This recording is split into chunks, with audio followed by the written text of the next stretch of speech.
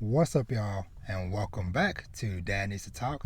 I'm your host, Robert, and today I am joined by a very special guest. I am joined by Bree. What is up, Bree? Hey, how's it going? Good. How are you doing today? I'm doing excellent. I'm very happy to be here. So, thank you for giving me this opportunity. Yes, definitely. So, for those new listeners and watchers, uh, this episode is part of my 2022 favorites that I am doing this week that y'all are seeing this, to where each day this week I am going through a different subject with a different guest where we talk about everything from manga, anime, movies, TV, and video games. And so, of course, this episode today is about manga. And so, when I was brainstorming on who do I know that is always talking manga, always popping up something new and interesting, I was like, Bree. Bree is the Oh, person, Bree is the one. thank you. Thank you so much. Oh my gosh. Yes, for sure. Because, so for I guess for a little bit of background for listeners, whatever. So, Bree is a dope person that's met through just the anime and manga community on Twitter, and I don't even know if I have found you first or vice versa, I think but I found you first because through you, then I was able to access like the whole blurred community. Like, honestly. well, hey, I am I would gladly take the achievement for the for being the gateway person. Mhm. You're doing the Yes, Lord's work. glad to help. Cause yeah, me and you connected on Twitter, and I feel like we just naturally just vibed Mhm. cause you were always just posting some interesting or unique manga panels and stuff, and I'm always like, what is this? What is that? Uh, Oh. granted, I will say you are pretty good though about at least like most of the time like noting what it is that Mhm. you're posting. So that's Yeah, I try appreciated. to. And thank you. I always find myself asking, and also I'm really awkward, so I also kind of hate asking. So I always try to include it, like when I post. Yes, indeed. Yeah, cause so many times it's like I just say you'll see a very cool panel or a screenshot or a clip from a show or whatever, and Mhm. sometimes it is like, help me out here, Literally impossible to find the sauce. It's like they keep it hidden. Well, I guess it's secret sauce. I love it. I love it.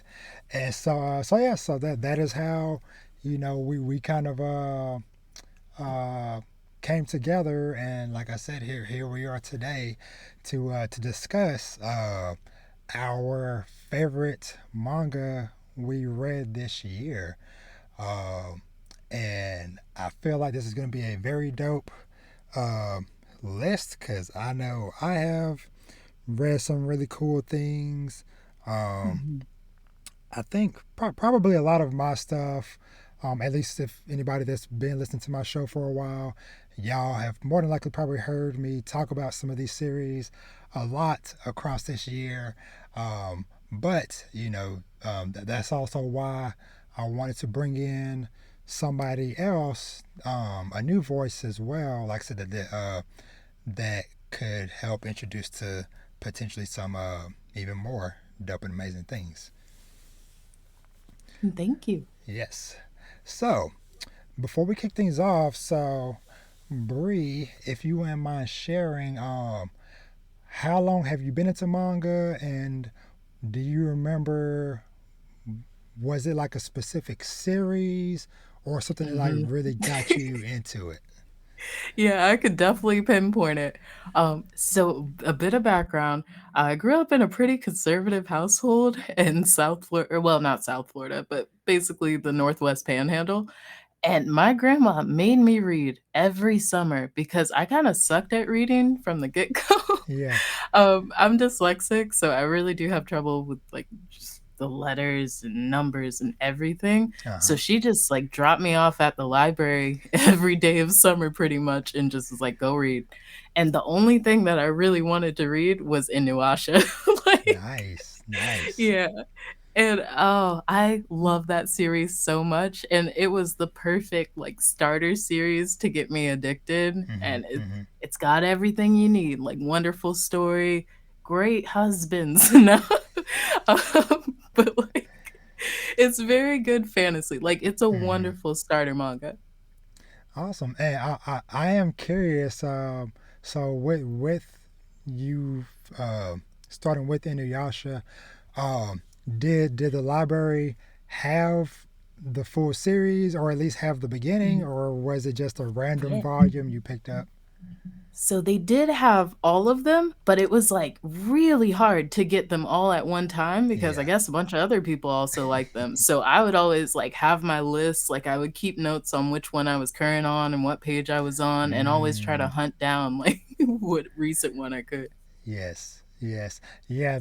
Yeah. The struggle of dealing with community stuff like that, because like you said, just like Mhm. having to make a note of like, okay, what page was on, what volume was on, and then it's Mhm. like going back and it's like, crap, it's not here, or Exactly, and that's why I think my mind is blown so much on the switch to, like, digital reading. It's yeah. so much smoother. Yes, yes, because it's like you for the most part pretty much always have access to it, no matter Mhm. where you go. Depending on if you have like certain apps or stuff, or even certain sites will help Mhm. bookmark stuff for you, help you keep track of stuff. So, yeah, thank you technology. Right? Love to be alive during this time period, like Exactly, exactly. Yeah, because the struggle, but that is very dope that your grandmother dropping you off uh blossomed Mhm, your love of manga. And I'll kind of mention for myself, just in case if somebody's listening to this for the first time. So for me, I ended up getting into manga back when I was in high school because of Naruto. ah, Because growing up, so for me, Naruto ended up kind of being a gateway for me, not only for manga but also for getting into subtitled anime, because I got tired of waiting for every Saturday for a new episode. And then mm-mm. I discovered, I was like, oh wait, I can find stuff online, and they are hundreds of episodes ahead. So I jumped to that, and then eventually, when I caught up to that, I'm like, crap, now I'm at another brick wall. And I was like, wait, there's manga? There is like a book form of this that is even further beyond. And Mhm. that is how I kind of got my start with manga, is with Naruto back in high school. So, That's awesome. yes. So we all have a place that we started from. And the other question I'll ask you too is, are you mainly primarily a manga reader, or do you also enjoy some anime? What is kind of like your balance with the two? Definitely, and I would say I primarily read manga, Mm-hmm. and also as a background, I am a mom, and so Yes. definitely when it comes to, like, what's easier, definitely manga, but when I can, I always like watching good anime. Love, love, love. Yes, yes, and and you mentioning that you're a mom. That is another thing that we ended up connecting over as well. Mhm. That I can't remember. I think you might have made like a random uh comment or tweet or something about having a daughter, and I Mhm. was like, wait. Not only do you, do you be talking about dope manga, but you're also a fellow parent. So, Right? so yeah, so we kind of had that other, uh, cool thing to kind of bond and be able to conversate about. So Mhm. shout out And that was to. really Oh, sorry. Go ahead. Sorry. No, I was just gonna say that was really exciting for me as well because 'cause I've, like, not met any other parents that are also nerds, so Hmm. I'm really happy that there's, like, community for that online. Yes, exactly, and that's what I was about to say. Yeah, shout out to all of the nerdy parents out there.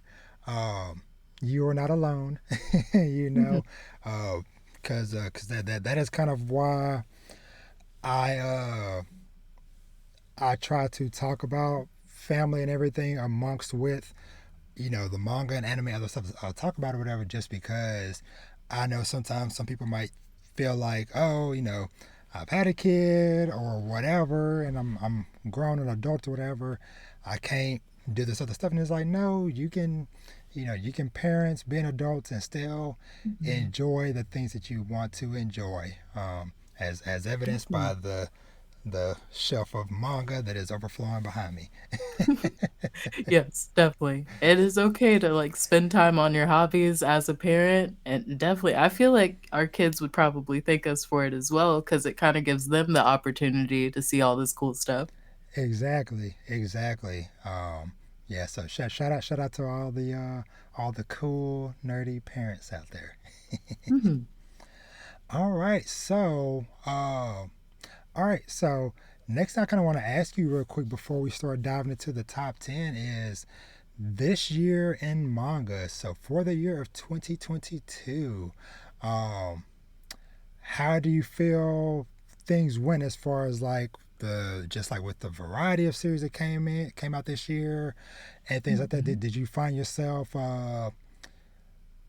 overwhelmed with too much to read, or did you feel like it was Mm. just a cool?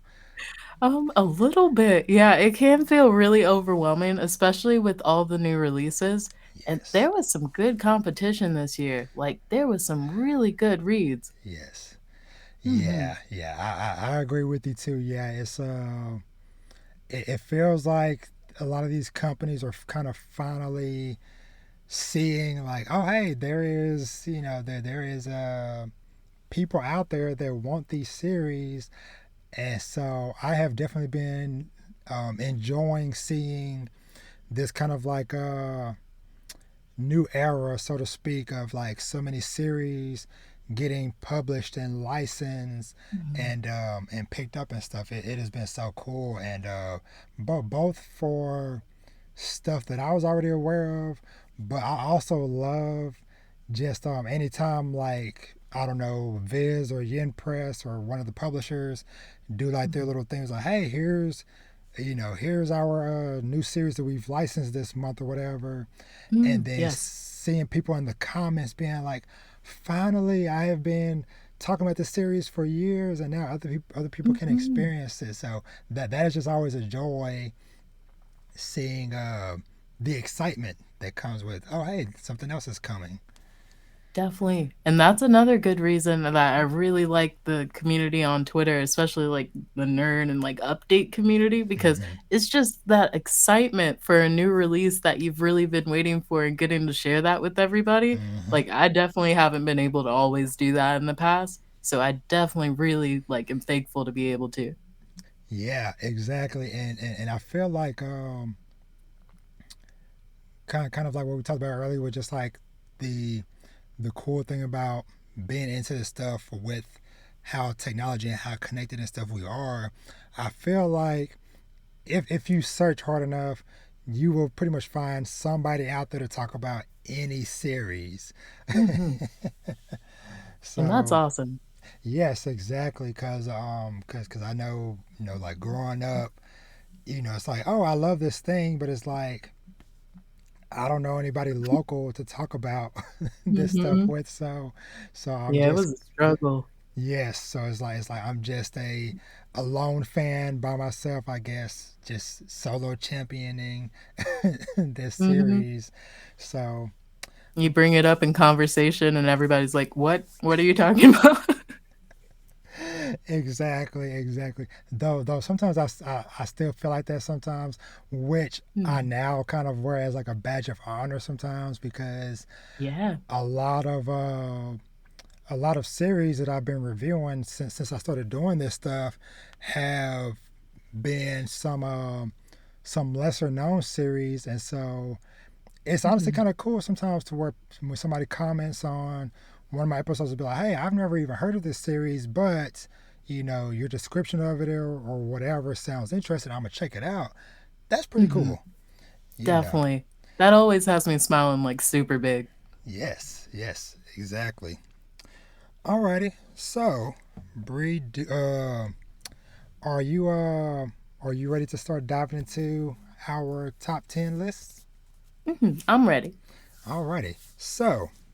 Uh, so since you're my guest today, I will let you do the honor of kicking us off with what is your number 10 manga for this year? And why, thank you. And I'm starting off with horror because, of course, I am. Yes. Just a bit of background. Most of these will be horror stories because I Yes. have a huge bias against that. Nice, um, nice, nice. mhm. And my number 10 entry is actually going to be a twofer. So it's Kuro Ihan and Shiro Ihan. And that translates to Black Book or White Book. And they're Mm, horror anthology series, and oh, they're so wonderful and truly like creepy. And they make you think about like the actual events taking place, mm-hmm. especially long after you're done reading. Yeah.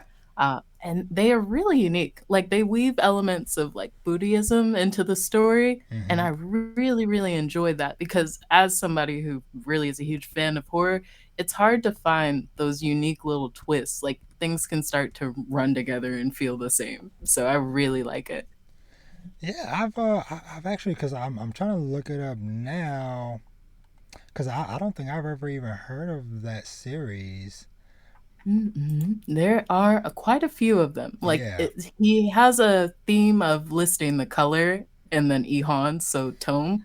So Mm, yeah, and they all are kind of co-related, but the story's very meandering. Like it goes all over the place, yeah. and it always has that something's not quite right here, or like, that face is getting a little bit too close, or like it just has very unsettling energy and atmosphere to it that I really love.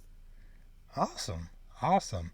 And I see. I am somebody. I feel like horror is something I want to start dipping my toe into, but I am also a big dad baby. So Mhm, me and me I feel that. me and horror haven't really mixed too well before, but it has been something that I have admired from afar. So I'm definitely up for uh, making note of your list as with this one and as we continue to go forward. Because who knows, maybe I'll find one to try out. Awesome, and yes, and I definitely recommend this one because it's not too scary, and it Mm. also mixes in a bit of comedy with the scary, so it's Mm. like a good starting point. Okay. Okay. Cool. So, for my number 10, let me make sure I got this right. So, my number 10 is a manga that was just a fun surprise for me earlier this year, and that is Rooster Fighter. Uh, Ah, yeah, so Rooster Fighter pretty much follows a literal rooster that fights demons. oh my goodness, that's an amazing premise, wow. Yes. So when I kind of came across it, or when I first started hearing about it earlier this year, when I heard that it was coming, um, I honestly did not know what to expect going into it, and so when I got the volume and I started reading through it, the first thing that stuck out to me was how insanely detailed the art of that manga was. Mm. Like I guess for comparisons, if anybody has ever seen any of like the super detailed like One Punch Man Ah, manga yes, panels, wow. yes, it is that level of detail, but it is a rooster fighting demons. That sounds amazing. Okay, I definitely have to check that out. Yes, yes. So yeah, it's a newer series. Like I said, I think it's about 2 volumes out now. that have come out in English so far. But yeah, it was just a very just a fun series. Cause like I said, I went into it not expecting much or whatever, but was blown away, like I said, by the art and just the cool action. Cause he literally Mhm. does like a deep inhale, and then he literally does a cock a doodle doo, like a sound shockwave attack. Oh my lord. Wow. I love how creative that is. Yes, yes, exactly. And but yeah, so yeah, so Rooster Fighter is a really fun and dope one. Uh, y'all go check that one out. So, what is your number nine? Yes, my number 9 is also a horror anthology series called PTSD Radio, and Ooh, it yeah. is amazing. Ah, so you've heard of that one? Yes, yes. Yes. Mhm. I love it so much. Um, Really, I would say I would put it in the same camp as Shirley Han and Curly Han, Mm-hmm. because it's got a lot of comedy, also has the meandering storylines, but in this sense, it becomes bigger than the stories, and, like, you can definitely see a lot more interconnectivity, Mm-hmm. and, like, one of the really fun things I like about it, at the end of each chapter, you have this, like, hair god that shows up that's ever present through the story, and it's just getting closer and closer to you with each chapter. And so I always just love checking for that and just seeing like, how you doing here, God? Interesting. Yeah. This is definitely one that I saw you post some panels for that Mhm. were both intriguing and like very striking. Uh, Yep. Mhm. the visual art and stuff of it is just like very eye catching. Mhm. Yeah, and this one, I would also say it amps it up on the creep out factor, definitely. This one tries to actually get under your skin with, like, trying to gross you out. And I would say it succeeded with that with me cause yeah, it was definitely Mhm. some panels I saw cause matter of fact cause I think that not long after I saw you posting about it one time, I happened to be at the store at like Barnes and Nobles or something, and I happened to pick up a Mhm. volume, and I was just kind of just like flipping through it, and I was like, Ah. yeah, back on the shelf you go. I saw some things. Mhm, it's like, "Well, let's leave that for another time." Exactly. So, but yeah, I have heard people that have been picking up those volumes that they've been really enjoying it. So that is a very dope Mhm. one. So uh so for my number nine, I also kind of have a. I don't know if I want to do this or not. Yeah, I'm gonna do it. I'm gonna make a an executive decision. Ah, uh, okay. so I'm a kind of sneak into the slot, just because both of these series, uh, I haven't really gotten too much into like any like fantasy romance series too much, uh, and so I am kind of like slowly diving into some stuff and trying some stuff out. Mhm. And both of these were actually webtoons, and one of them is called "Villains Are Destined to Die." Ah, okay, and I think I've heard of that one. Yes, and the other one is "The Remarried Empress." Ah. Now, with "Villains Are Destined to Die," so the basic setup for that one is that we basically have our main character. She basically grew up in a home with her father and her two half brothers. Um, Nobody in the house seemed to care about her or whatever, and pretty much she was just waiting for her until she got of age to where she can move out. And so she does. She goes off to college, starts finally living her life, and she ends up getting sucked into ends up getting intrigued by this like popular romance mobile game that everybody is playing. Um, And long story short, she basically one day wakes up as the villain of the game. Wow. Oh my gosh, that sounds amazing. Yes, because because the game itself has two modes. So it has like a the I guess like the normal mode where you play as the the uh the long lost daughter of this duke who basically Mm. you got separated at birth, or not at birth, in your youth, and basically during this time they end up finding an orphan girl who kind of looks like you, and so she's kind of took the daughter's place for several Mm. years, and then on the 18th birthday they find the missing daughter, and she comes back into the house. And so that is kind of like the normal playthrough where you're, the missing daughter that everybody loves or whatever.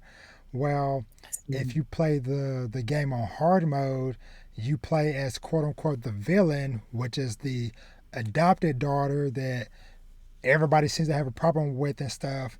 And Mm. the cool thing I love about this series is that, or I guess more like an interesting thing, is that the game that she is in, it is kind of like a game where you have dialogue options, and Wow. starting off, that is the only way she is allowed to speak. So if somebody is Oh. talking to her, unless in the game it gives her the three dialogue options, she literally has no ability to even speak at all. Uh, Wow. yes, and so fast forwarding a little bit, basically she ends up triggering something in the game to where she's able to turn off the multiple choice option, and she is now able to speak freely. And so Mm. that kind of starts to change how things are playing out, how the story is going, because it is no longer on this set path of, okay, this person is only going to say the one of these three things. It is now she just Mhm. has just free speech.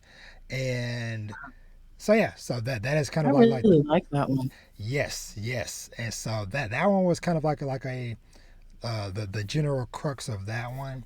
um and the other one, the remarried empress. So this one, uh, once again, like I said, it's a fantasy romance series, but basically Mhm. you have this empress, uh, where I can't remember.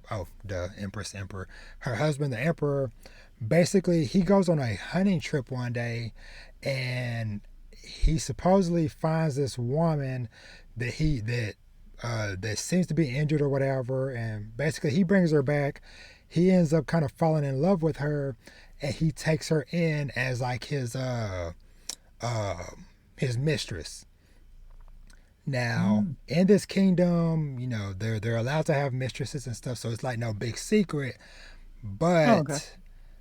But you see that he is starting to show like more attention, more affection, and all this stuff to this mistress versus the actual empress.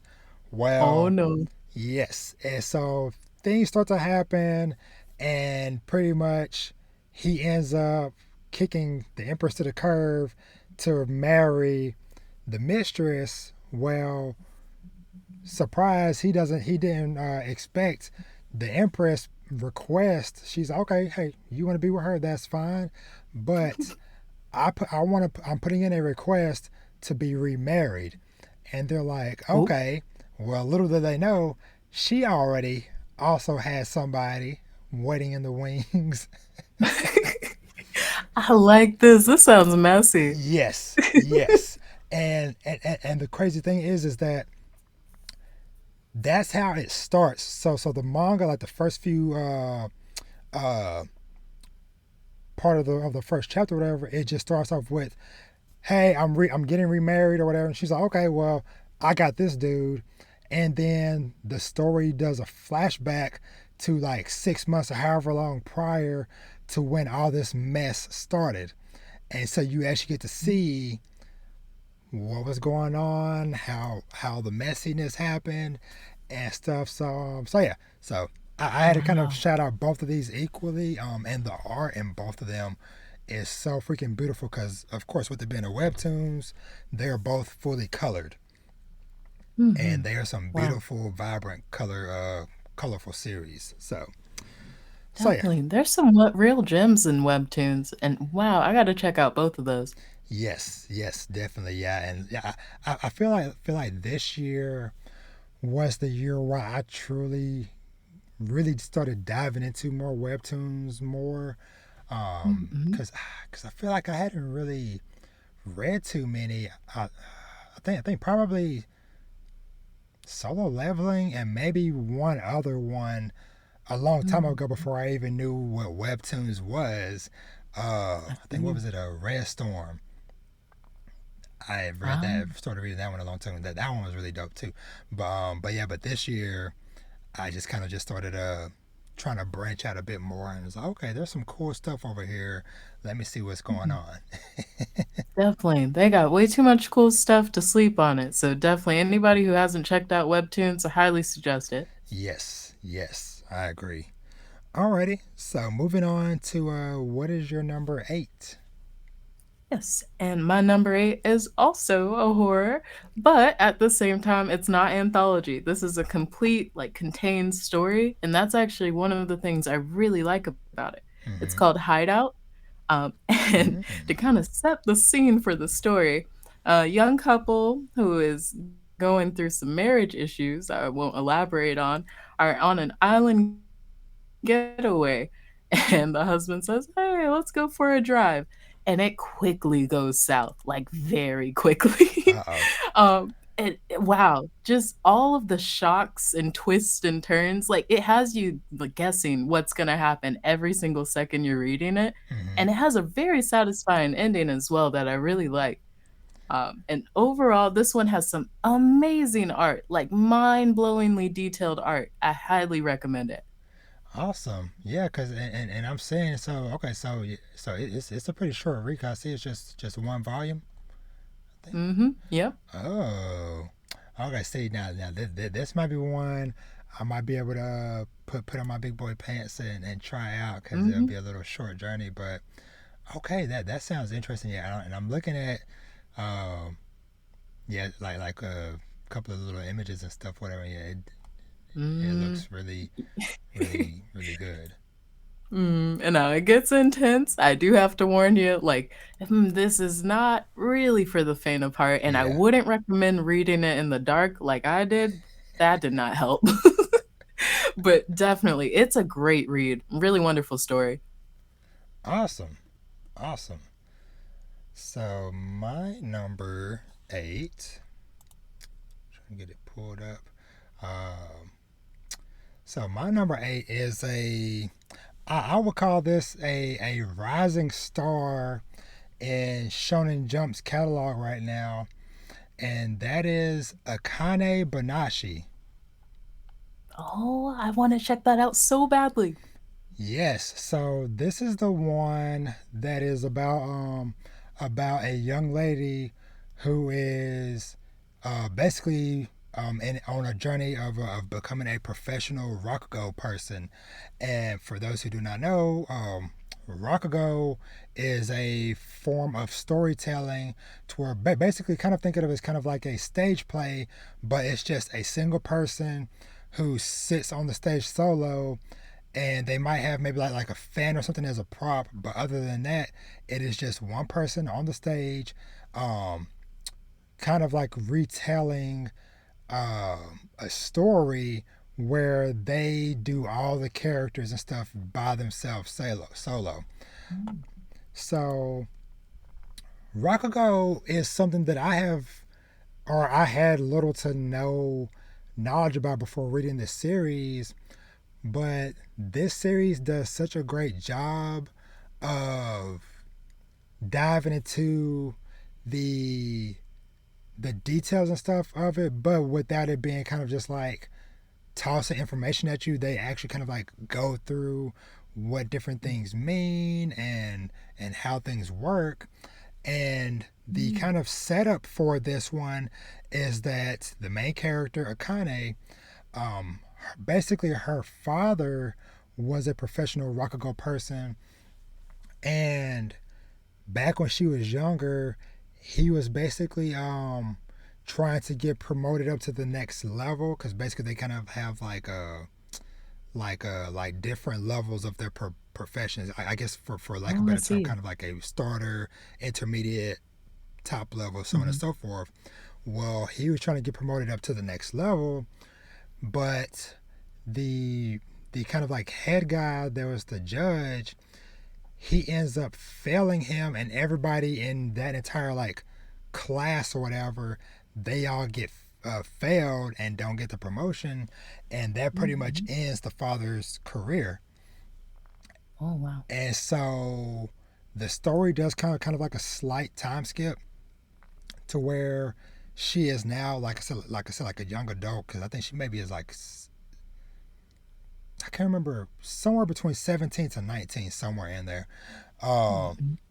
and so now she has been kind of like secretly training with one of the other kind of like Rakugo masters that her father knew, to just kind of prove to this person and others that no, her the way her father did Rakugo was a dope way, was very cool. And so we just kind of just get to see her go on this awesome journey of, I don't know if I don't know if I want to call it revenge, Mhm. but just kind of just kind of like a coming of age type of story as well. So, um, Oh, that's nice. and the art in it is very cool. I love they this series is constantly getting color pages, and so they're like the characters are always dressed up very stylish. Akane is always kind of changing like the color of her hair. It's either kind of like black up top, purple at the bottom, or blue, or changing different Ooh. stuff, whatever. So, but yeah, Akane Banashi, very dope. Highly recommend it. Like I said, it's a new series in Shonen Jump right now. I don't think the physicals haven't come out yet, but I think they'll start coming out sometime in 2023. But like I said, the, Mm. the series is all up on or it's available to read on Shonen Jump. So That's so exciting. I'm always here for new characters with, like, their own distinct personal style. I love that. yes, yes. Um, so, what is your number? Where are we at? Seven. Yeah. Mhm. And my number 7 is a classic, and I actually wouldn't consider it horror this time. It's Mm, Tokyo Ghoul.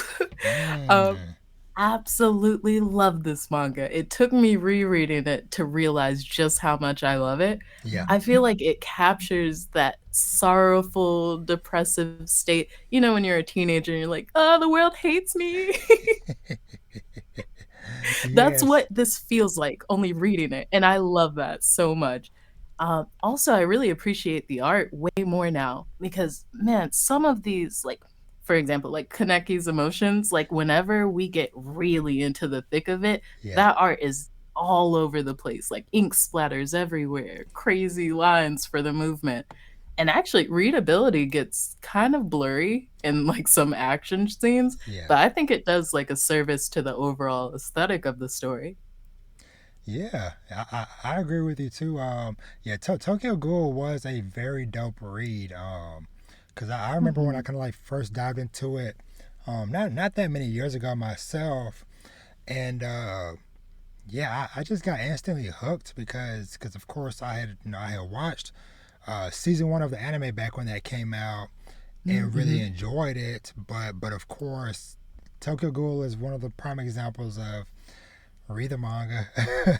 Definitely. Oh my goodness, for the love of God, read the manga. Yes, and I found myself just like fully hooked on that series. Even through the Tokyo Ghoul Re. I guess Mhm. kind of like the continuation sequel Yeah. series, however you want to phrase it. Uh, just because I just remember just so many just dope moments of just like you said, just like some really just like cool imagery and panels and stuff. Mhm. Uh, that even to this day just like still stick with me because one that kind of comes to mind is I, one cool thing about Kaneki Mm. uh, that I just enjoy is just like throughout the series, just seeing how much he changes, like and like all his different looks and outfits and stuff too. Uh, Right. Mhm. yeah, it You really see his development over yes, time, and it feels, like, earned. Yeah. yes.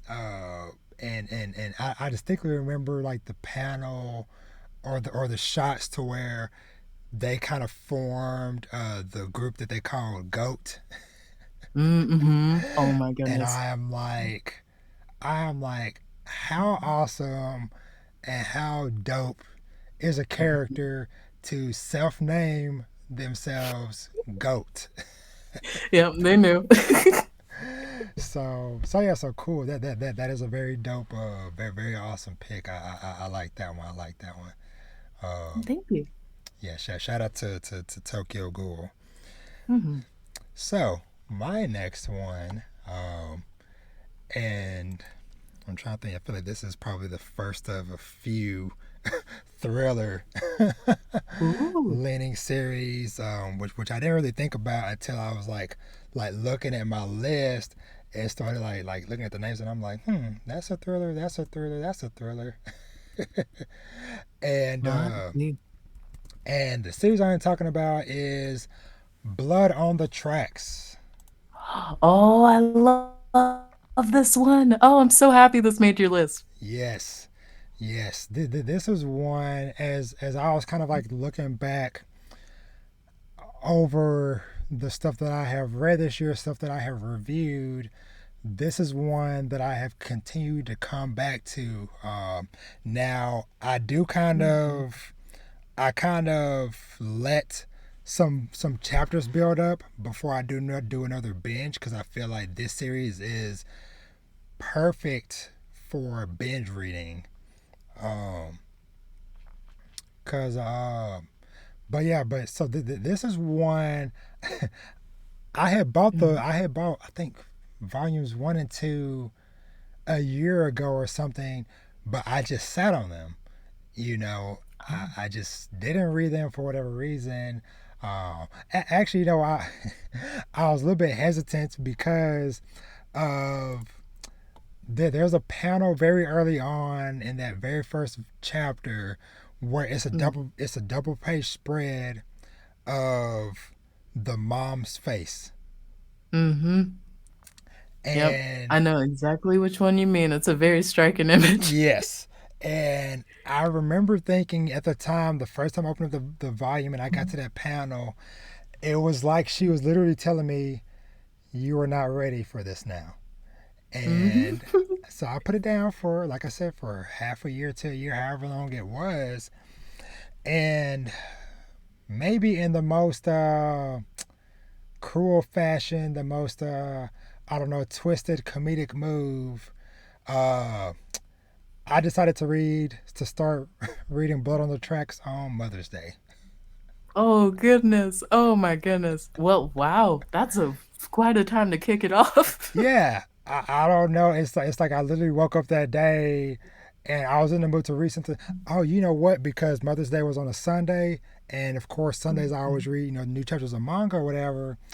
I see. And I don't know. It just happened, and I ended up reading 8 volumes worth in Wow. that day, and I recorded my review for it and stuff, and then I had took Mhm. a little bit of a break, and then came back some months later and read a few more volumes, and like I said, I've continued to do that, but I guess I Mhm. should mention for anybody that might be listening is like, what is Blood on the Tracks? So pretty much it is a thriller. I don't think it would. No, it's not a horror. It's just more just like a psychological thriller. Uh, Definitely. well, But it kinda weasels its way into your mind. It edges on horror, definitely. yeah. So yes, so I would say it's kind of like a psychological, slight horror vibes. Basically, it just kind of like follows this kid and his seemingly overprotective mother, and some of the situations and stuff uh, that these characters end up being put in. It is just a very gripping story that will pull you Mhm. all the way through. And just out of curiosity, how far into the series did you get or have you gotten? Yes, so not completed. Let me see. I think I think I'm about, like, 5 or 6 volumes in, Okay. but definitely, like, I've hit some of those main beats, and wow, they do not hold any punches. Like, even though this is a story dealing with, like, a little kid and his mom, bad things will happen, I can say that. Yes. Yes. Yes. Yeah. And yeah. So and I'll just say uh, as you continue reading, if you need somebody to talk to, We'll uh, set up, like, a support group. exactly. But just because like there's just like certain like story beats that happened that I was not expecting, and I was like, Mm, oh, okay. So, but yeah, I'll just wow. tease at that for the listeners out there. Uh, Mhm. but And yeah, highly have to recommend that one too because I gotta attest, you really can't look away from that one. It's really good. yes, yes, yes, for sure. Uh, all right, so let me see. So to number six. What is your number six? Yes, and my number 6, we're going back to horror, and this is Drifting Classroom. Ooh, Oh, yes, have you heard of this one? yes, yes. So that is actually one that I kind of been eyeballing for a little bit. Um, Ah, just because of the premise and stuff just sounds so interesting. And of mhm. course, how could those thick volumes not catch my attention? Definitely. Oh my goodness, I want those physical volumes so much. I read this digitally on my Yeah, tablet, and yeah, I promised myself I have to get those physical volumes. yes, And yes. So I'm sorry. Yeah, so I'm sorry for cutting you off. Yeah, yeah, but yeah, go ahead, go ahead. oh, no trouble. And with Drifting Classroom, to set the scene, we got these kids attending a normal day of school until it isn't anymore. And then the title of the story comes in where their classroom is kind of set on this crazy journey that's completely out of their control and terrible things ensue. What I really like about this one, it kind of has the same as Blood on the Tracks because it's like Mm, a train crash you can't look away from. And just that feeling of hopelessness and dread, oh, it hits very hard. Also, the characters, you really start to feel for the kids, and the mm-hmm. author really makes you care about them in a way that not too many other horror stories do. Like, normally you're like, meh, I'm kind of okay if this person lives or die, but you're really rooting for these kids to pull through. Yeah, yeah, yeah. That is definitely one that is on my list of potential horrors, and this series Mhm. is one of those that is like I'm glad that a lot of these companies are kind of like going back and bringing Mhm. back series that have been gone for a while. Because I just looked it up. Yeah, this came out. This published from 1972 to 74. Yeah, it's an old one. Wow, I didn't know it was that old though. Wow. Yeah, I didn't either. Like I said, I knew it was some years back, but I had no clue it was that far back. So, Mhm. but yeah. It's wonderful and highly gripping story, very terrifying landscape that I even wouldn't wanna be in. Like, I look at this situation like, "Oh, Lord help them kids." One of my notes for it was actually Lord of the Flies on crack because it Mm, definitely gives me the same vibe as that book, only, oh like, wow. to the umpteenth degree. Yeah. Oh man. So yeah. Yeah. See. You got me wanting to like shift stuff sooner up my priority read list. Ah. So I'm about to figure out something to do. Hopefully by the time my goal, I'm gonna say this now. Hopefully, putting myself Mhm. on record, but I'm gonna try to no later than Halloween of next year. Try Mhm. to read this one for maybe like a spooky season. Read next year. So Nice. alrighty. So drifting classroom, very dope. Very dope choice. Which quick little funny side tangent. So when I was searching it up or whatever on any list, there was another series that is also called The Drifting Classroom, but it's like some Chinese uh Mm. uh series or something. I don't know, cause as soon as I saw the art for that, I was like, that is definitely not the one I am looking for. Cause it was like Wow. all like vibrant and colorful or whatever. At least like on like the cover image, Oh, I see. Yeah, I was no. like, yep, that is definitely not the one.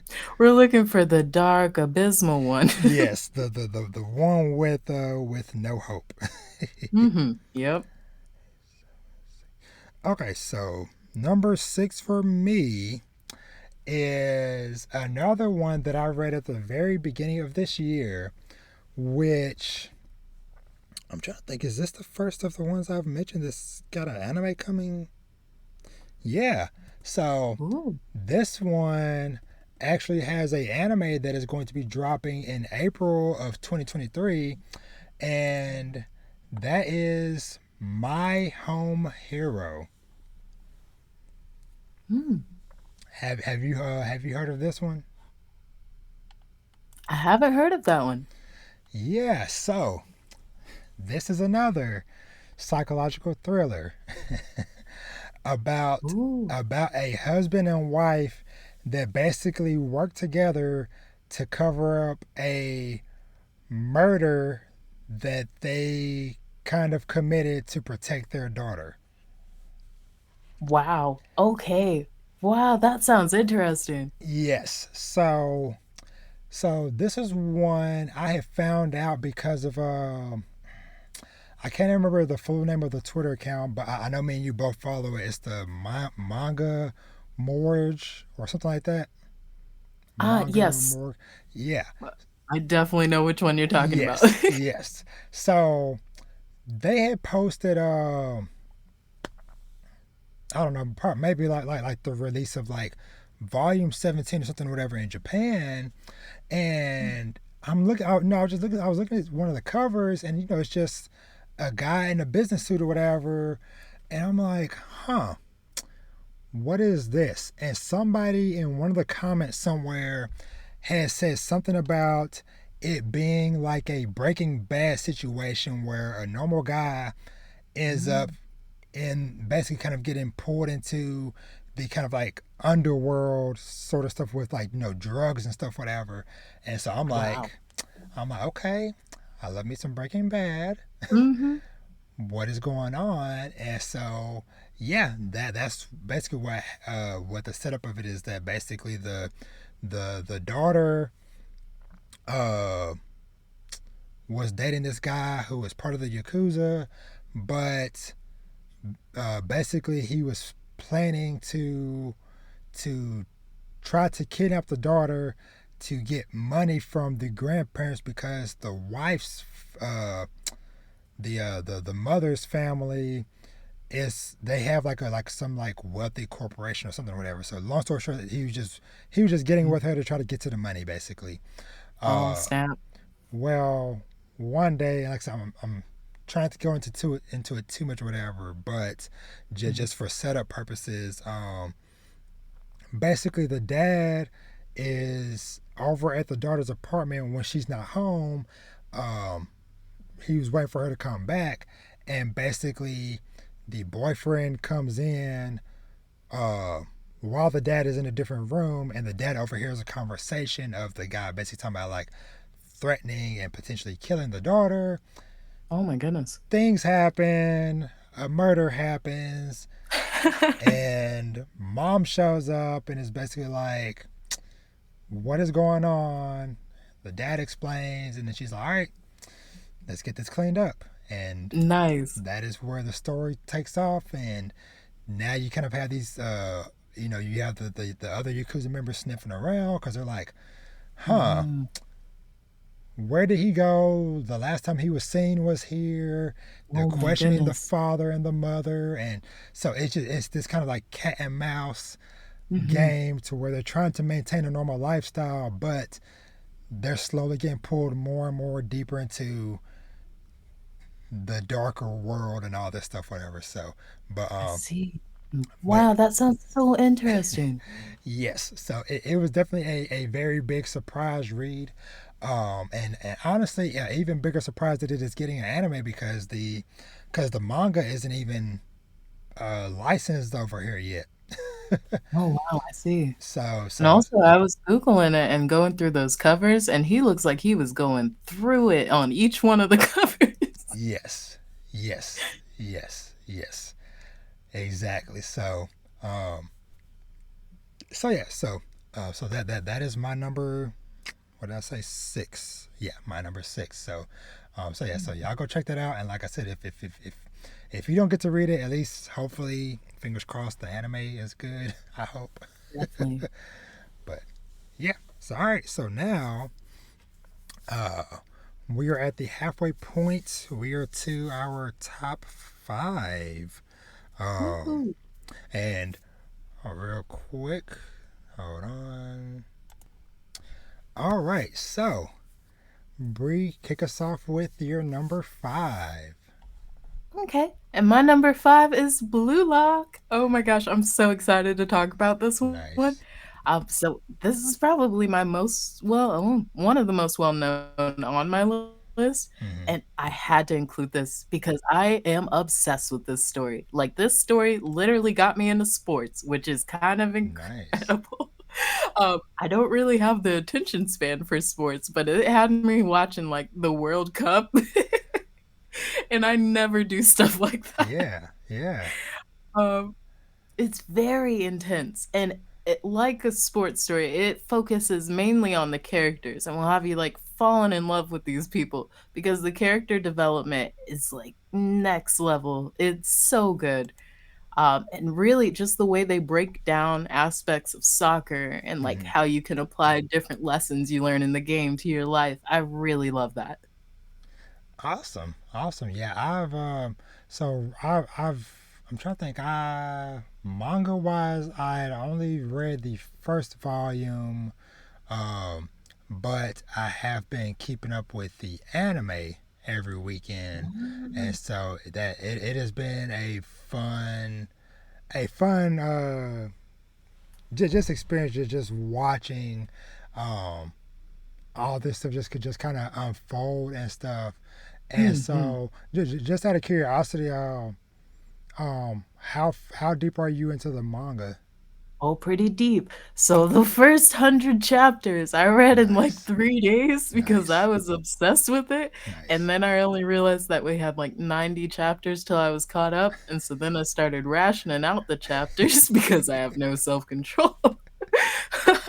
Yeah. But basically, I really love it so far, and I'm trying not to finish the manga and also, like, dip a toe in the anime and not finish that Yeah. because I just wanna stay in the world as much as possible. That is dope. That is dope. Yeah, and I've heard great things about the I guess the things that are to come compared to like at least like where Mhm. I'm at the anime and stuff. So I am excited to finally to continue to watch it for sure and maybe even potentially read it at some point down the line. Definitely. A standout for reading it definitely is the intensity, Yeah. like, this will have you, like for example, I read on a tablet, and I was, like, gripping my tablet when it came time for, like, somebody to score a goal, like, Yeah. gonna throw that thing. Awesome. Now I am curious because with this kind of being one of your first steps into uh, sports series and stuff like this, Mhm. has it kind of at least like piqued your interest into potentially trying out some Yeah. others?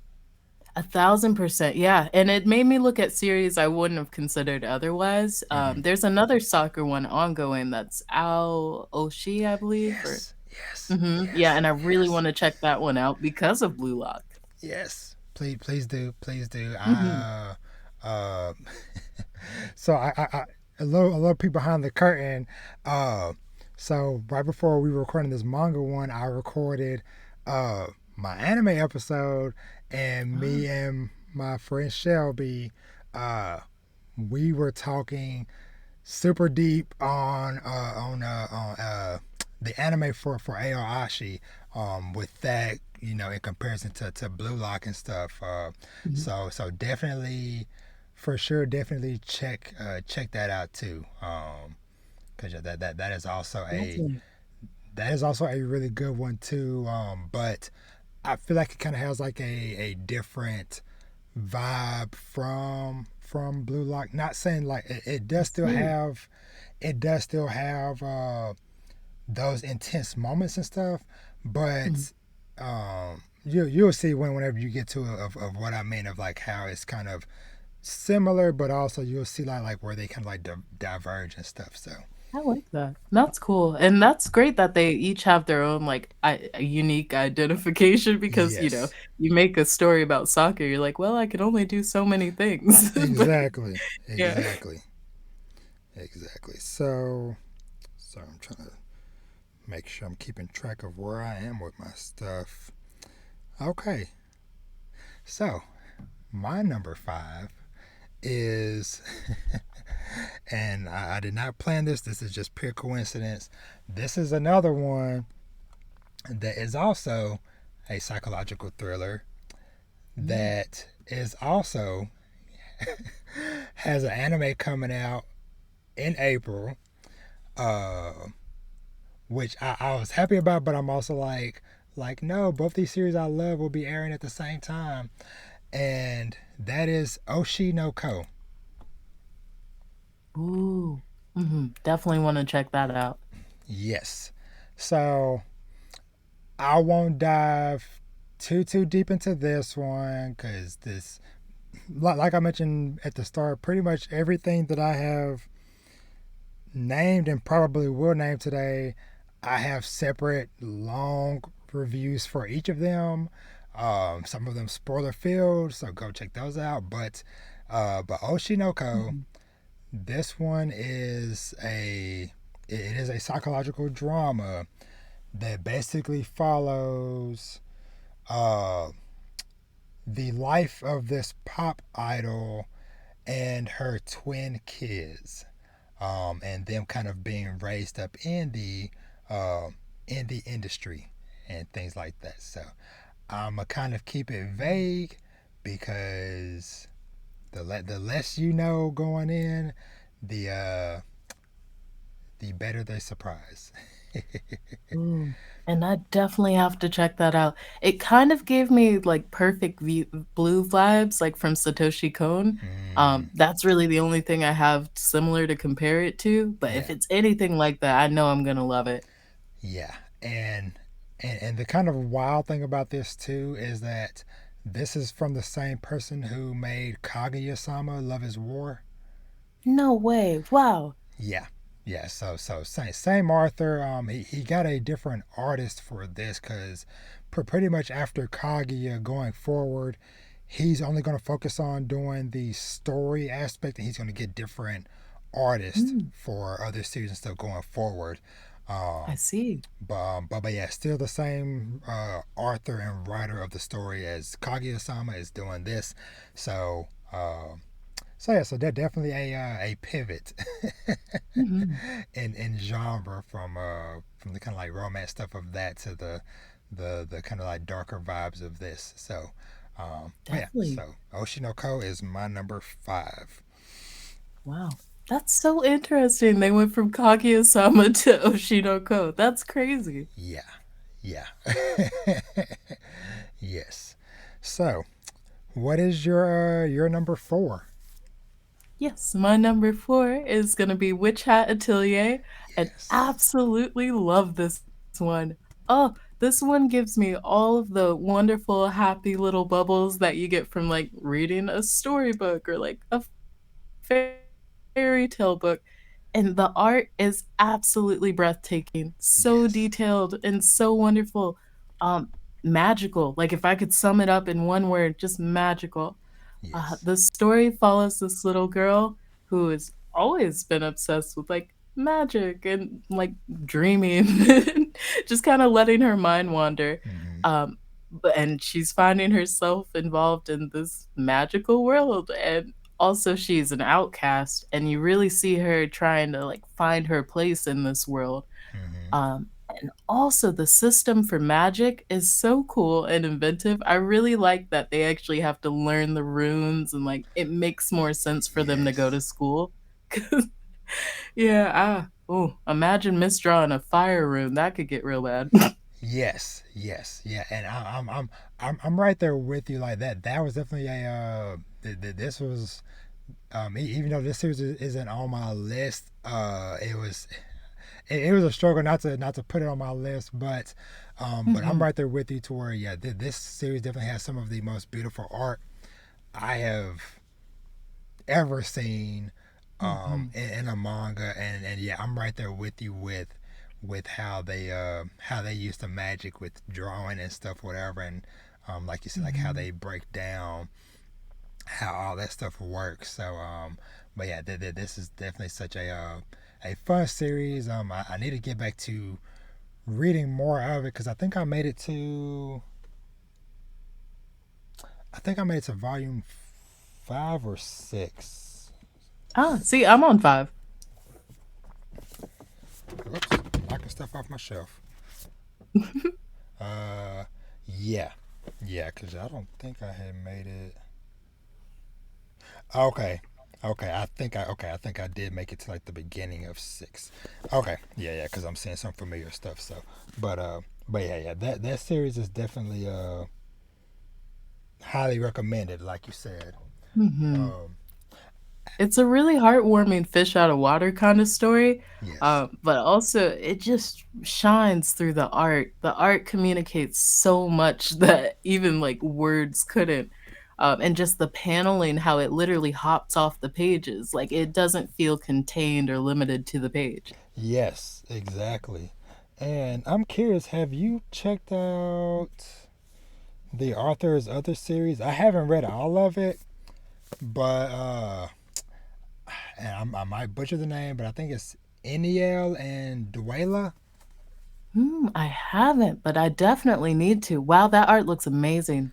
Yes. So I was in the store one day, and like you just said, the art is amazing. And I was like, that is beautiful. And as I'm like Mhm. flipping through the pages, I'm like, this art looks so good, but it looks familiar.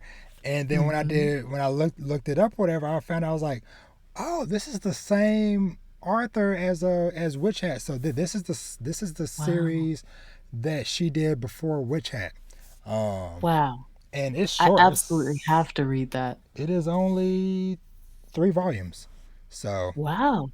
yeah. Okay. So I need a in which this one is basically about let me see. Da da da da da. We're taking a side tangent real quick. Uh, the synopsis of this is angels and demons aren't known for getting along, but their shared enthusiasm for designer labels and luxury items has drawn Angel Eniel and Demon Duela into a uh, tempestuous friendship, which has a tendency to Mm. dissolve into conflict. With the powers of heaven and hell behind them, even a minor fashion disaster can have near apocalyptic consequences for the people of Earth. Oh my goodness. This sounds like it was made for me. It's fashion, it's angels and demons, it's beautiful art. I love this. Yes. So yeah. So I had to make sure I shout out that. Like I said, I need to just take a day or a weekend or something, just read through those 3 volumes and do something with it. But uh, Mhm. but yeah, I had to make sure I mentioned that, like since you brought up Witch Hat. So yeah, so that's a very yeah, very very very cool series. Which that's another one that They don't have a date or even a year yet, but they announced that that's supposed to be getting an anime at some point too. So I Mhm. hope, And bless those animators, cause I don't know how they gonna do that. yes, yes, I hope whoever gets the task, good luck to you. Mhm. Is all I can say on that. So number four for me, this was another one that I had never heard of before this year, but it kind of came through and was a adrenaline rush of a read for me in the best way, and that is Shangri-La Frontier. Ooh, I've heard of this. I definitely wanna check that out. Yes, so Shangri-La Frontier. This is the one for those that might have seen the cover of it. It is a guy who looks like he has a bird head and he is holding twin daggers. Mhm. So this is a series that basically um it basically revolves around a main character who loves playing crappy VR games. Well, one day he decides, he's like, you know what, I want to try out an actual good game. And so a lot of his friends have been recommending this game called Shangri-La Frontier. And so that's pretty much, so the story pretty much um this isn't a starter online situation where he is stuck in the game. Throughout the manga, you see him leave the game, do stuff in the real world, jump into other games and stuff Oh. he wants to do. Like most of us that are gamers or a game of any sorts, you might be into a game for a while, then you're like, you know what, I need a palate cleanser, so let me try this other game. That's kind Mhm. of what happens in this series. So you'll kind of see him dive into some other games and stuff throughout, but Shangri-La Frontier is the primary game. And the thing I loved about this series is that it spoke to my little gamer heart because they had so many things to where like if you're into stuff like the role playing nature of video games or the different stats and getting new skills and new weapons and new unlocks and stuff, whatever stuff like that, that is what this series does.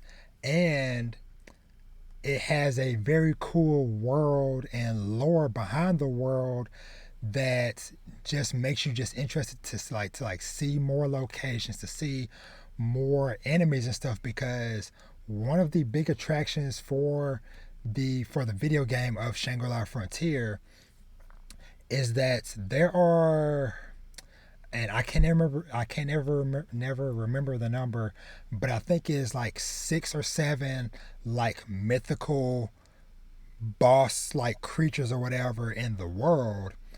Mm. But even though the game has been out for a couple of years, people have only seen or at least found out the name of like 2 to 3 of the bosses. Oh, wow. And the main character has a encounter early in the series with one of the bosses that he's not supposed that you're not supposed to encounter until late in the game.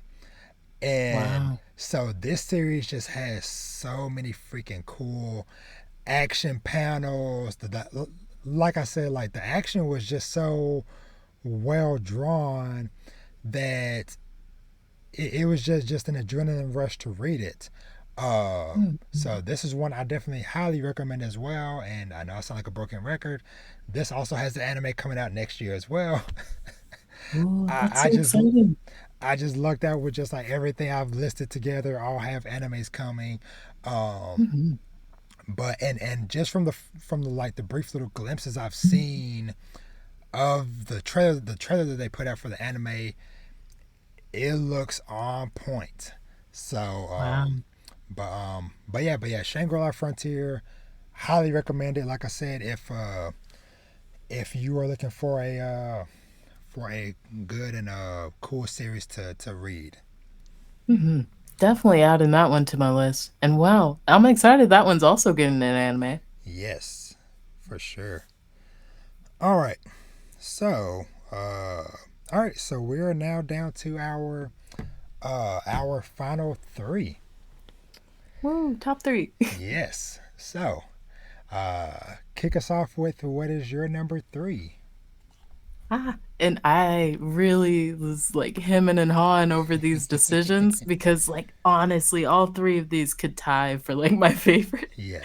My third is gonna be Jinmin, another horror series, but Hmm. this one is special. This one is truly like no other story I've ever read before. I kind of don't even want to go into too much detail. Yeah. Uh, but basically, our main character really enjoys being at the zoo and around animals and always feels that connection stronger with animals versus people. Some weird stuff starts happening at the zoo. And that kind of flips that whole dynamic of human versus animal and that treatment, structure, hierarchy, all of it on its head. And it is the most unique thing I think I've read this entire year. Like, truly, this premise is like one of a kind. So when you said the name, it wasn't coming to mind at first, but when I saw the cover with the elephant, Mm-hmm. I was like, I remember seeing this, and probably you posted a panel or something about it. Yeah, this one definitely seems wild. No, no. Wild is the perfect word for this one because and also it's very thought provoking, like, Mm-hmm, it really makes you think about, "Okay, why do we treat animals like that?" Or when I say mm-hmm. we, like humans as a whole, or Yeah. why is this animal's life worth less in some people's eyes than a human? So it's very thought provoking and just brutal. Some of the most intense gore and, like, creepy scenes, like, I actually got creeped out reading this one. This is Yeah. not for faint of heart. But wonderful, wonderful art, wonderful story. It'll have your jaw on the floor. You're like, "Wait, you're telling me animals did that?" Ooh. See, Mhm. you piquing my interest with the way you describing all of these. So maybe I'll enter my horror era soon. Mhm. No, that's a great air. Now, I will say with Jinmen, they've only translated 7 volumes into English, I believe, and they're Hmm. working on the rest. Okay. Um, I wanna get my hands on the Japanese volumes Yeah. because I'm impatient. Yeah. But I definitely waiting those translations, definitely. Awesome. Awesome. Very dope. Very dope recommendation, that one. So my number three, which this also might have been my number one, um, and depending on how, if I would have did my list a different way, this potentially could have been my number one. But my number three is Magus of the Library. Ah.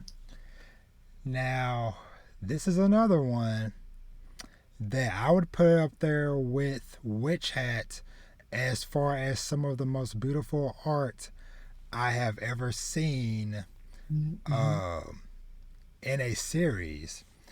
So, this story basically follows this young boy named Theo who uh, you kind of find out throughout the story that basically he is of mixed blood.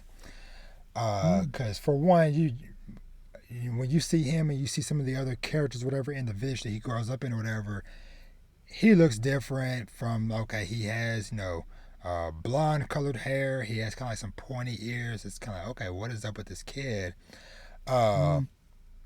but, like I said, Theo just grows up in this little town, raised by an adoptive older sister, which I love the family dynamics and stuff like that.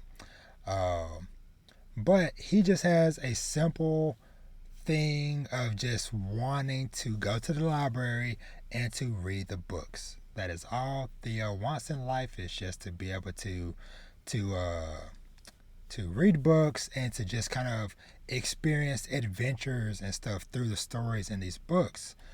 Mhm. But the main guy that runs the library in the town constantly is kicking him out because he sees him as less than, as filthy, and so on and so Oh. forth. Um, but then one day, there is a group of people in this world called, if I remember correctly, I believe they're called Kafna or Kafka. I always butcher the name. Oh. Forgive me. Uh, but basically, more or less, think of them as like librarians. So in this world, everything in this world is centered around books and knowledge. And so in the center of the continent, there is this giant library. Uh, in this city that I can't pronounce the name, but it's called basically the City of Books. And so every book in the world that exists, has existed, will exist, all go through this central library. And so these people, these Kafna, they travel the world in search of books, as well as kind of also kind of helping to regulate the different libraries that are in different towns around the place. And Ooh. so you find later out throughout the story, whatever, that the Kafna also kind of like have like different branches. Kind of think for people that maybe have seen a series like Bleach, where you have like the 12 headed captains. Mhm. Think of the Soul Reaper captains, but librarians. That's cool. I like that concept. Yes, to where basically each one has a different specialty related to books. So you have somebody that their group, they specialize in the repairing of books. You have people that specialize in, different aspects, whatever, of books and bookkeeping and stuff, whatever. Um, and so basically, these people, a group of these people, come to the city, and Theo has a chance encounter with one of them, and that is kind of how things kind of start off. And this series, I would say, of everything that I read this year, this one probably was the most dense in the sense of it is a lot of text, it is a lot of information, but it is the meaty information that I live for because Mhm. they flesh out everything, all the various races of people in the world. They give backstories and details into why the different people are how they are, the different cultures. Um, Wow. I love like throughout the story, like between the chapters, as like if they're traveling, they might give you information of like, hey, here's this like landmark that's in the story or whatever. So it is just a very Wow. detailed story. Um, and one other comparison I'll give as well between the main character and one of the Kofner that he runs into, for anybody that might have seen or read the series Magi, Magi and the Labyrinth of Magic. Uh, Mhm. the main character, he will be kind of like the equivalent of Aladdin, Huh? and this particular Kofner that he meets is the equivalent of Sinbad. Wow, okay, because my mind immediately went to that series when you started describing this, so I'm very happy you brought that up. Yes, because there are some elements of magic use and stuff in the series as well. Oh. And like I said, and this is from somebody who I haven't finished reading all of Magi, but I have heard and known enough. And I'll just say, when I said that that guy is kind of like Sinbad, I mean that in the sense of if you kind of know like, Sinbad is really cool, but he seems like he's got some other stuff going on. Mhm. That's what that character is. So, Ooh. so yeah. So Magus at the Library. I ended up reading it on a whim because because the ad for it was in the back of Blue Period. I had picked up Oh.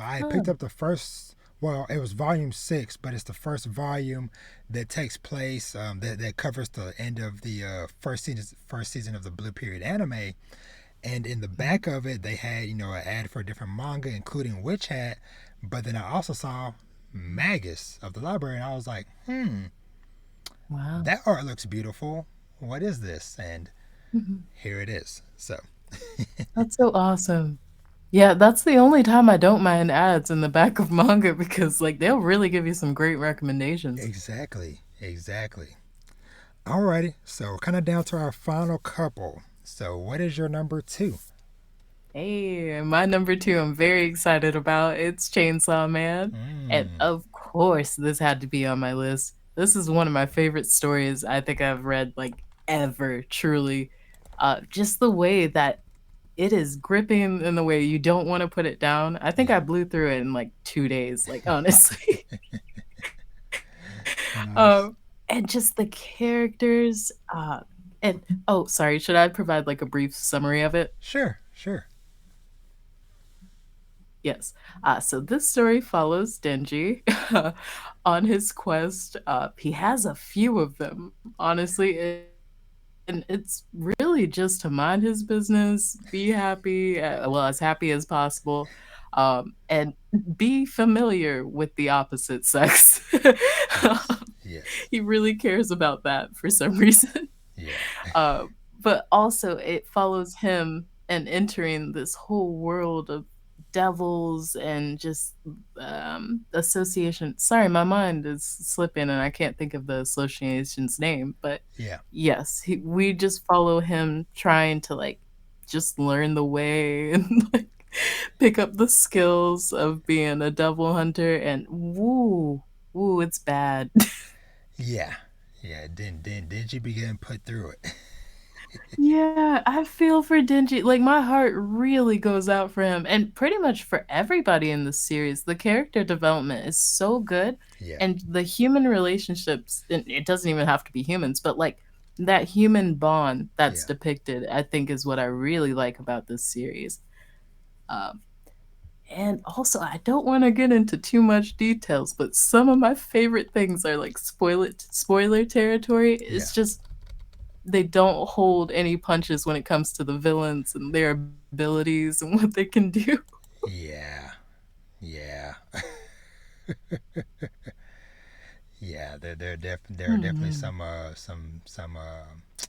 some broken characters. Some oh come on. Definitely, where you're just like, "Oh, so then nobody can do anything about that. He can just do whatever he wants." Yeah, yeah. Uh, love it. And it really feels like every character gets their time to shine and just, like, Hmm. I don't know, just get their own, like, quirks highlighted, and I really love that. Yeah, yeah, yeah. Yeah. Chainsaw Man is very dope. It has taken over the world. It has taken over the internet.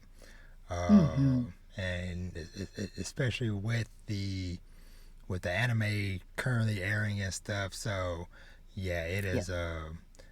Which I'm guessing. Have you uh checked that out? Mhm. Definitely, I've been keeping up with it. That's why Tuesdays are so exciting now, and even though, like, the new chapters, it's like sometimes they drop, sometimes they don't. I Yeah, really enjoy looking forward to Tuesdays just because the new episodes are releasing. yeah, yeah, yeah, yeah. It is definitely a cause for me, cause I had binge read Chainsaw Man. I'm trying to think. I'm trying to think. I got into it. I feel like I want to say like close to when it was ending. At least the first part, I should say. Um, Mhm. and so it has been just enough time to where I remember a couple of like key moments and things, but some of like the like smaller things in between. Seeing the anime just feels like I'm experiencing it new and fresh for the first time all over Mhm. again. So yeah, Definitely. yeah, yeah. Shout out to Chainsaw Man. And I can definitely empathize with that because I read this at the beginning of this year. So going Mm, back to the anime, oh, it's so wonderful just getting to relive those moments. Sometimes painful though. Not even gonna lie. yeah, yeah, yeah. That is Pain is the word. Mhm. Alrighty, awesome. So, my number two, and this is one that I kind of went back and forth on if I would have even put it on my list, but I was like, no, how could I not put it on my list? Uh, and this is one that actually finished up this year, and that is Fire Force. Mm. So, Fire Force, just a reminder for those who don't know, this is the latest series from the creator of Soul Eater back in the day. Uh, that basically follows this Shinra, who's the main character, who's part of basically this like squad of basically like firefighters that go around and putting to rest people who spontaneously combust. Uh, Mm. and so this series, it just has so many just cool action moments, the lore, the world building, how it ends up tying into Soul Eater because throughout the whole series, people are kind of like, okay, there are some obvious because authors as they Mm. do different series, they might put little Easter eggs and stuff in, Definitely. hinting at or making note of their previous works. But the later in the series it gets, is like, okay, we're kind of getting past this just being a wink and a nod and an Easter egg. This is some like real world implications for the story and these characters, and pretty Wow, much by the end you see how things kind of loop together. Uh, that is so cool. but yeah, this was one that I had initially just started out with the anime a couple years ago, and when I had heard that the manga was coming to an end, like towards like the end of last year, going into the beginning of this year, I was like, okay, you know what? Let me dive into it. Let me start reading it. And so once I started reading it, I could not stop. Uh, Wow. it pretty much just gripped me, and then I caught up, and I got to read maybe like the last like 5 to 10 chapters week to week as it was going towards the end, Mm. and it was just a fun ride the whole way through. Just I love every now and then when my action series kind of start to get like ridiculous in scale to where it's like, okay, now we are doing literal like planet size damage Mhm. to stuff. It's not just, oh, that boulder blew up. It's now, oh, this whole town is getting annihilated, and oh, we're creating craters and stuff, whatever. So, but Wow. anywho, it is just very dope, very fun, and I really Mhm. enjoyed it. So That sounds like a great time. I have to check that one out, and with how happy Soul Eater made me back in the day, like, I'm still a hardcore Cronus stan, so, like, definitely. yes, yes. So yeah, you would definitely probably really dig Fire Force if you were a big Soul Eater fan back in the day. Mhm. All right, so we have reached the top of the manga mountain. Woo. So, what was the manga that conquered all for you this year? What is your number one? And my number one's gonna be Innocent. And Mm, definitely have to say, I read this one, I believe that was back in March, right around March to April, oh yeah, and it has stayed in my mind ever since. Anytime anybody brings up, like, "What do you think your favorite panel is?" or like, "What's your favorite art?" I always throw this one out, like, have to. The yeah, art is absolutely mind-blowing. It's set in the French Revolutionary time period, and it's actually historically accurate, like, based on well, semi, I'll say yeah. semi historically accurate, but it's based on memoirs of Charles Henri, I wanna say, and, like, Mm, his family members. And also, wow, just the way it portrays that feeling of being stuck in your situation in life or like being stuck in your station or job and how you just desperately want to break out of that, but everything's pushing back on you not to. Mm-hmm. I Mm-hmm. really love that.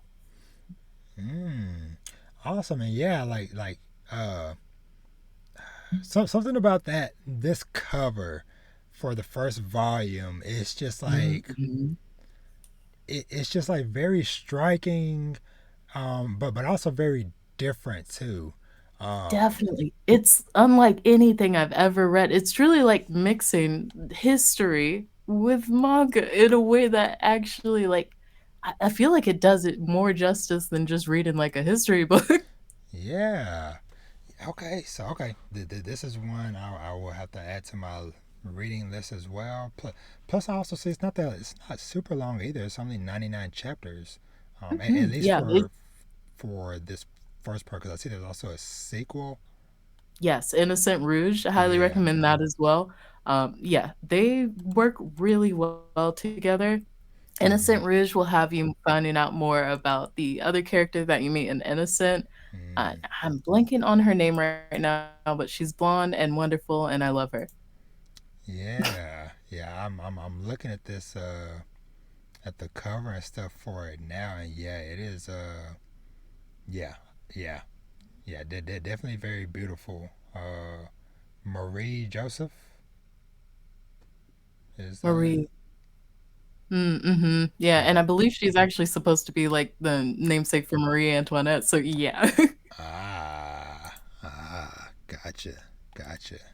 So okay, cool. So I would definitely have to, yeah, I'm about to check those out because those look very, very intriguing and Mhm. definitely very different. It Like you said, from most stuff I have seen or read. Definitely, and it's very dramatic. Like, honestly, I didn't think there was that much drama to be had and, like, you think you're like, "Oh, history. I'm probably not gonna have too much fun with that." But you forget heads were flying during the French Revolutionary time, Yeah. and they definitely make a big use of that. Like, gore is a part of this story. Okay. Okay. See, you have sold me. I am I'm about to make time to dive into this one. Okay. Mhm. Very good. Cool. And so, my favorite manga of 2022 that I read, and this was another one that I kind of was going back and forth on if I would even include it in my list because I had started reading this series last year. This was like one of the first manga. Well, the first volume of this was the first manga I had bought after I started doing my podcast last year. And due to life and other stuff, whatever, I took it unintentionally took like a 6 month gap between reading, but I came back and finished strong, and that is, of course, drumroll, 20th Century Boys. Woohoo! Yay! I'm so excited. Yes, yes. So this was one. This was just like such a freaking journey to go Mhm. on that I did not expect when I picked up that first volume to read it because this is only the second series that I have gotten to check out from the author Naoki Urasawa. The first one being Monster, which I had watched some Mhm, years mhm. back. Which shout out is supposed to be coming to Netflix beginning of Ooh, yeah. January. So check out Monster if y'all want some good psychological thriller anime. But Mhm, this story just constantly had me wondering like what is going on, who were all these characters, and I love how it takes place across many decades, mhm. and I love how the constant uh reintroduction of characters and stuff because The story will move ahead in time a bit, and sometimes you might not necessarily notice that at first until you see a character and you're like, okay, who are you? And they're like, oh, I'm so and so. And Yep. then they'll flash back to when they were kids, and they're like, oh, this was that kid you saw running around with them, and da da da da. Mhm. It is just a constant, awesome journey that I loved from the beginning all the way through the end, and it Definitely. it just constantly kept me on my toes, and it kept going because I did not expect it to go as forward in time as it did, but it was very cool to see these characters grow and age and change and all the stuff that they experience along the way. And so 20th Century Boys is easily my favorite that I read this year, and definitely one of my favorites that I've read ever. Period. Mhm. I do have to say I haven't finished that one yet, but definitely this is making me wanna pick it up, like, right when we finish this. Yes, yeah, yeah, it just like I said, it just kept on just calling back to me, and just kept pulling me back because, like I said, every time I was like, okay, I think I might have it figured out, and then it's like, surprise, you don't have it figured out. I love stories like that because it really does, like, especially if you read a lot, like, it feels like we're seeing well, it can feel like we're seeing the same thing over and over. Yeah, So yeah. when you find those unique stories, you hold on to 'em. Mm-hmm. Mm-hmm. Yes, indeed. All right, so before we go into our honorable mentions, I want to just do just like a brief recap of our top tens again. And so I'll go first.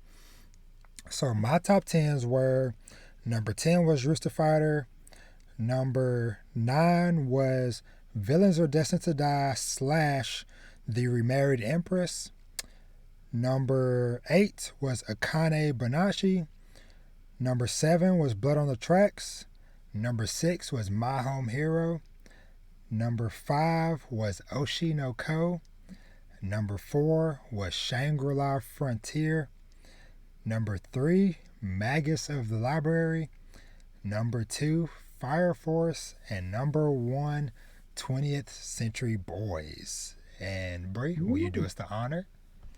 Mhm, and definitely, that was a great list. Yes. And my recap would be starting with number 10, we have Kuro-ihan/Shiro-ihan for Black Book and White Book. We also have number 9, excuse me, number 9, PTSD Radio, Mm-hmm. and number 8, Hideout, number 7, Tokyo Ghoul, number 6, Drifting Classroom, number 5, Blue Lock, number 4, Witch Hat Atelier, number 3, Jinmen, number 2, Chainsaw Man, and my first place was Innocent. Yes. Yes. Very very awesome list that you had. Cause like Oh, I said, thank it you. had you had maybe a handful in there that either I was aware of or maybe have at least seen in passing, and then you also brought in some stuff that I had never heard of and stuff. So shout out to you for the awesome list. Well, thank you. So before we get out of here, uh, I want to take a brief moment and just kind of just maybe just shout out some stuff that we at least maybe just want to just shout out, like I said, just really quickly or whatever.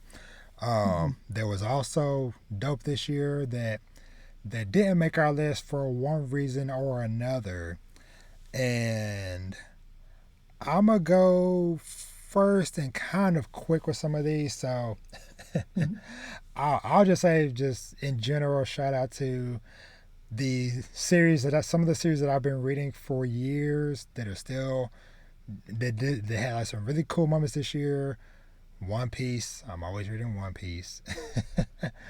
uh, and Undead Unluck, because as we're kind of entering seemingly the final arc of this series, some insane stuff has happened this year. So shout out to that Mhm. series. Um, some of the kind of like newer ones I want to shout out too. Um, there was a couple of smaller ones. One called Lost Lad London. Uh, that one was kind of like a drama mystery one to where this college kid basically kind of gets brought into a situation surrounding the mayor of London or whatever town in London that he's in, the mayor's murder. And so this college kid ends up teaming up with this detective as they're kind of trying to piece together what happened, how the boys connected, so on and so forth. Um, Another series that most people probably had never even heard of is When a Cat Faces West. Uh, that one is done by the same creator who did Mushishi. Oh, love that one. Yes, so that's one I had just started a little bit after I had read the first volume of this one, but it Mm. kind of has like a similar vibe to where there are like strange things going on because basically there's kind of like this I can't think of what it's called, but basically kind of like this like fog of some sort that kind of manifests people's thoughts or desires or so like for example so before I expand on that, the main characters are one of them is a guy who basically specializes in solving cases related to this mystery fog stuff, and this lady that comes in to be his assistant is a person who had their body affected by this fog, Ooh. because basically I can't remember if she had like a thought or something or whatever, but basically she got stuck, and I think she's like a 30-year-old woman. She got stuck back in like her like teenage body, so it made things Mm. very awkward to where she can't really do her job anymore at work and stuff. Whatever, people weren't taking her seriously anymore, whatever. So she ends up finding this detective guy, and trying to work with him to solve these cases. But one of the things that happened, for example, is there's a kid walking down the street one day, and he is having kind of like a mental struggle about because you know how like in Japan they kind of do like the little like surveys of like, hey, fill this out on what you want to do for the rest of your life, basically, whatever. Mhm. And so he has this mental struggle of branching paths. Well, that manifests into creating a branching path on this uh alley that used to just be one path, and so that distorts the actual world and environment. And so you get all these things that, like, depending on people's thoughts or desires, it has a real world effect on the environment and stuff. And so it's just kind of this detective working with Wow. people to try to figure out, like, okay, what happened, what caused this thing to shape and shift and stuff, whatever. But That yeah, is really cool. thank you. But Mhm. yeah, so those are kind of like a few. I just wanted just to shout out, very just briefly, whatever. So yeah. So do you have some you want to shout out to, Bree? Definitely, I have a couple. Definitely Terraformers almost made this list. Mm, I love that story so much. mm-hmm, mm-hmm. And I haven't given the anime a try yet, but definitely the manga had me gripped for a while. And actually, I was kinda using it to space out Blue Lock there to give me Yeah, more time with that. yeah. Um, the premise is, we got some astronauts headed off to a new world, or well, actually to Mars, to try to colonize it and make it ready for, humans because Mm-hmm, the Earth is dying. mm-hmm. But when they get there, they have to deal with what the other scientists had sent to Mars previously that were waiting for them. And I just will not go into more detail because I went into this one blind and it threw me for a loop. Yes, yes, and I will say, as somebody who did watch the anime for that years back, whatever, Mhm. you might be okay not watching it unless you can find a uncensored version, because Mm. this series years back was the first time I had ever encountered a series that did censorship, but censorship in a bad way, to where Mm. uh, during certain violent scenes, they would have like literal like giant black circles on the screen covering Oh, up whatever, or giant long black bars covering up gory stuff, whatever happening. I see. And so yeah, so but like I said, like there are some moments that are kind of cool to see, but like I said, I don't know if there, Mm. if you know, if you can maybe find a uncensored version, that might be the way to go. But it also Mm, might be one okay. is like maybe just stick with the manga on that one. Will But do. And yeah, I think I really like the brutality of that story too. I think yeah, that's one of the reasons I'm drawn to it. yeah, yeah, Hmm. Oh, and my other one, let's see if I can get this name right on the first try. This is gonna be Dead Dead Demons da da da da da da da da destruction. yeah. I Oh man. haven't read it, but I know which one you're talking about because of that name. Mhm. It's a real, like, particular name. That's great branding. Yeah. But also, I really don't wanna give too much backstory on this because I also went into this one blind. This is Hmm. made by Inio Asano, the same guy who did Goodnight Poon Poon and also, Downfall, and all of his stories are very focused on, like, the children characters themselves normally navigating some really tough situation. This is no different, Yeah. but in this okay, should I say I'm sorry. Do you think I should go into a little bit of detail about what Yeah. it's about? Yeah. Okay. Yeah. So, basically, aliens have invaded Tokyo, and these girls are just running around their city in Japan, living their normal life, like, trying to live their normal, like, kid lives as they were before, but aliens have invaded, and it is absolutely insane.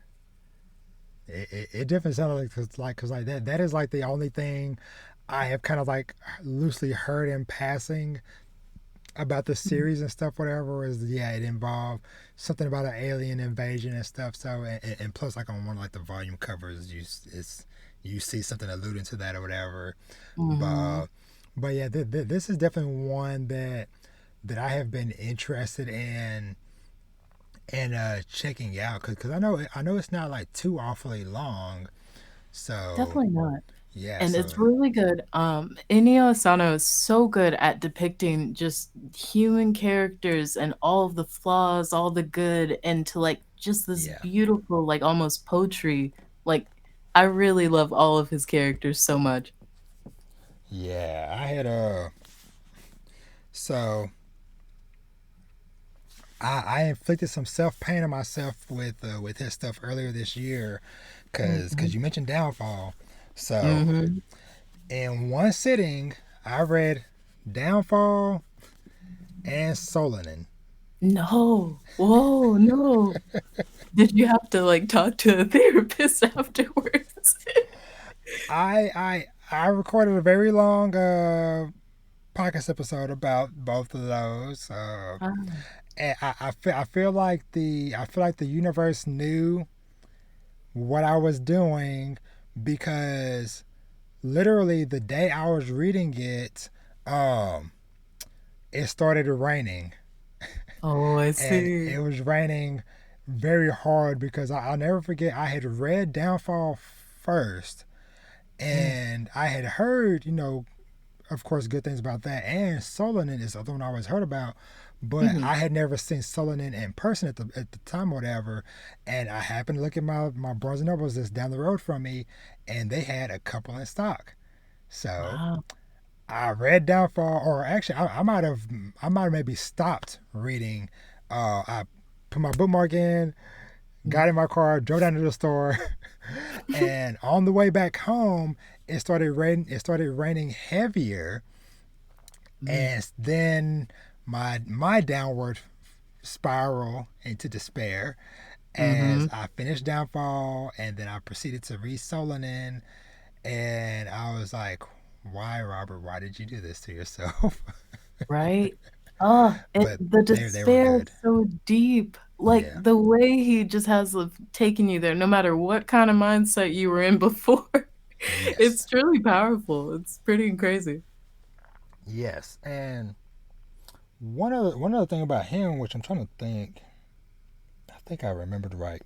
Yes. So little fun fact for the listeners out there, in case if you don't know, we have a few people in the manga creators who who are like, I'll call like quote unquote like power couples and stuff. That's like, oh, that's cool that these creators or whatever are married.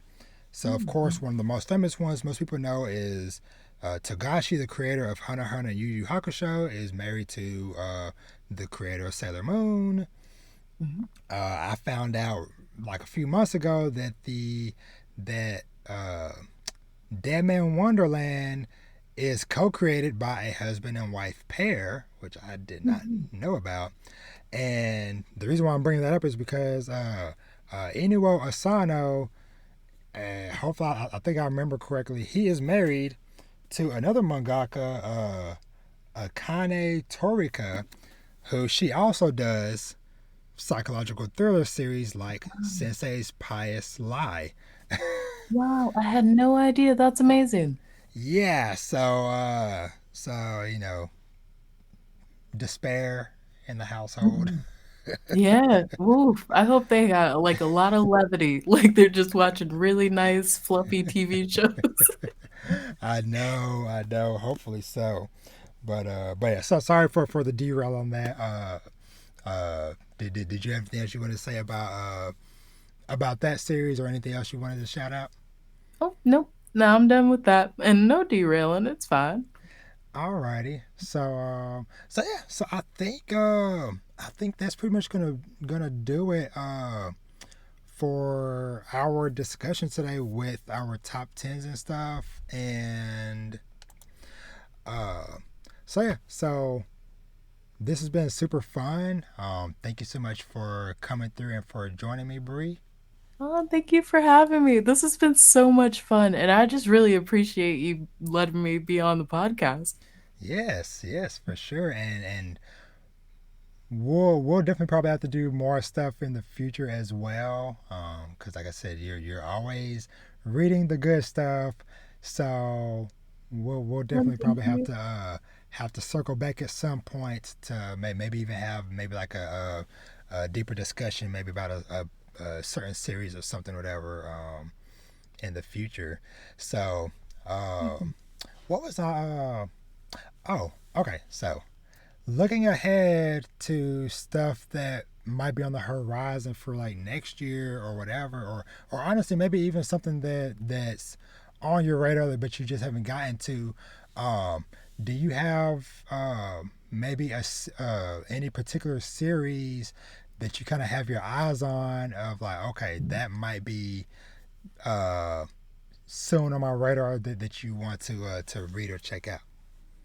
Definitely. There is another one by the same author as Jinmin, Takahiro Kato. Mm, Um, bear with me. Let me get the name of that. I yeah. don't know what it is, but I think it's coming out next year. Mm. More pain coming. Right? That's all I want, more pain. No, I'm kidding.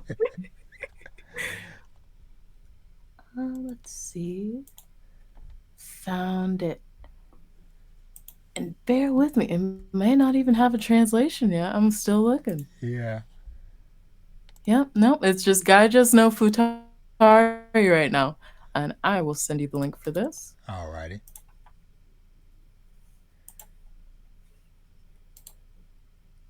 And yes, it looks like a very exciting, I believe it's like a mystery psychological thriller. It looks to be Mm. more grounded than something like Jinman, and I'm very Yeah. interested to see his take on this.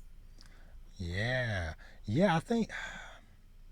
have you probably posted about this before or shared something about this before? Yes. I Okay. believe the manga mo I don't know the Yeah. account name, but yes, they posted about it, yes. Okay. Cause I went to the page for it on my Annie list thing, and I already had it bookmarked as like planning.